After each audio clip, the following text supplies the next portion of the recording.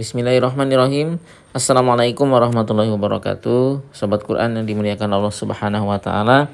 Bagaimana kabar Anda hari ini? Mudah-mudahan kita semuanya adalah hamba-hamba Allah yang senantiasa mampu bersyukur dalam keadaan apapun, karena dalam kondisi derita pun ada rahmat dan kasih sayang Allah Subhanahu wa taala, sehingga tidak ada alasan untuk tidak mensyukuri nikmat-nikmat yang diberikan kepada kita. Sobat Quran yang dimuliakan Allah Subhanahu wa taala, menghafal Al-Quran memang merupakan salah satu amalan yang sangat istimewa yang seharusnya diniatkan semata-mata karena Allah Subhanahu wa taala. Dia akan menjadi benar-benar istimewa karena niatnya yang tulus karena Allah Subhanahu wa taala. Sebaliknya, ketika niatnya salah, pahala di akhirat nanti yang seharusnya sangat besar malah hanya seperti debu-debu yang berterbangan, bahkan justru menjadi penyebab siksaan. Sebagian ulama salaf, sebagaimana dapat kita kutip dari Tazkiyatun Nufus yang disusun oleh Ahmad Farid, mengatakan tidak sedikit amalan kecil menjadi besar karena niat, dan tidak sedikit pula amalan besar menjadi kecil karena niat. Siapapun kita pasti sudah familiar dan tidak asing lagi dengan salah satu hadis yang berbunyi innamal a'malu binniyat. Sesungguhnya amalan anak Adam itu tergantung kepada niatnya. Jika niatnya baik, sekecil apapun amalan tersebut pasti akan berbuah kebaikan di sisi Allah Subhanahu wa taala. Tetapi jika niatnya salah, maka sebesar apapun suatu amalan tidak akan bernilai apa-apa di hadapan Allah Subhanahu wa taala. Yahya bin Katsir, sebagaimana disampaikan oleh Ibnu Rajab Al-Hanbali di dalam Jami'ul Ulum wal Hikam, pernah berkata, pelajarilah niat karena dia lebih penting dari amalan itu sendiri. Namun pada kenyataannya banyak sekali orang yang beramal namun mereka salah dalam memposisikan niatnya. Apalagi jika amalan tersebut merupakan amalan yang besar keutamaannya seperti menghafal Al-Quran. Maka setan akan selalu mencari jalan untuk menjerumuskannya ke dalam kerugian, diantaranya dengan merusak niatnya. Sehingga mereka beramal bukan karena Allah, tetapi karena mengharapkan pujian makhluknya, atau mengharap kehidupan dunia, atau karena hal-hal lain selain untuk Allah Subhanahu wa ta'ala. Jadi jika Anda merasa sudah salah dalam memposisikan niat dalam menghafal Al-Quran, maka ingatlah bahwa Anda terancam menjadi orang-orang yang rugi di akhirat nanti, karena modal yang besar yang telah Anda keluarkan, yaitu kerja keras, pikiran, waktu, dan lain sebagainya, semuanya tidak akan menjadi keuntungan di akhirat kelak di hadapan Allah Subhanahu wa ta'ala. Di samping itu, kegagalan dalam menghafal Al-Quran diantaranya juga bisa disebabkan karena niatnya yang salah.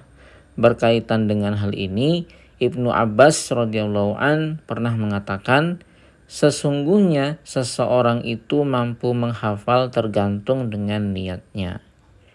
Meski demikian, betapapun Anda sudah salah niat, bukan berarti Anda lantas berhenti untuk menghafal Al-Quran.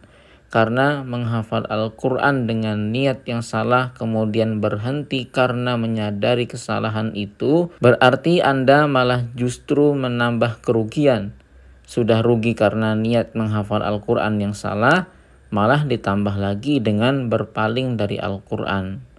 Jadi solusinya tentu saja tidak lain adalah dengan memperbaiki niat tersebut agar benar-benar lurus karena Allah Subhanahu wa ta'ala.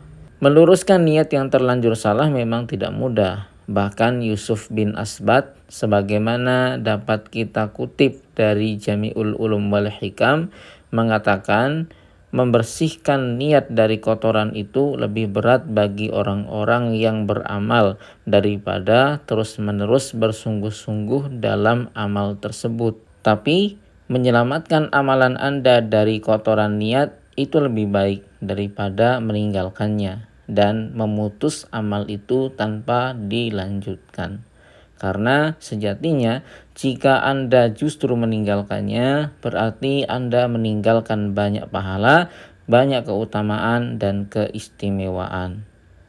Ketika Anda sudah memperbarui niat Anda dalam menghafal Al-Quran, maka jaga terus ketulusan niat tersebut hingga Anda menghadap Allah Subhanahu wa Ta'ala, membawa banyak kebaikan dan pahala yang Anda peroleh dari Al-Quran yang Anda hafalkan itu, yang Anda jaga sampai husnul khotimah. Jangan sampai Anda jatuh pada kesalahan yang sama, membaca dan menghafal Al-Quran karena tujuan yang bersifat duniawi, mengharap pujian makhluknya, dan lain sebagainya. Sobat Quran yang dimuliakan Allah Subhanahu wa Ta'ala, perlu kita ingat bahwa kebaikan apapun yang kita kerjakan, ia baru akan menjadi benar-benar baik karena adanya niat yang baik. Sebaliknya, betapapun secara zahir yang kita lakukan adalah kebaikan, namun ketika niatnya buruk, maka yang terjadi adalah keburukan. Sebagian kalangan salaf sebagaimana dikemukakan oleh Abu Thalib Al-Makki di dalam Qutul Qulub fi Mu'amalatil Mahbub mengatakan, aku melihat bahwa segala kebaikan hanya terkumpul dalam niat yang baik. Karena niat memang adanya di hati, maka intinya iringilah amalan-amalan kebaikan kita dengan hati yang tulus dan ikhlas kepada Allah Subhanahu wa Ta'ala.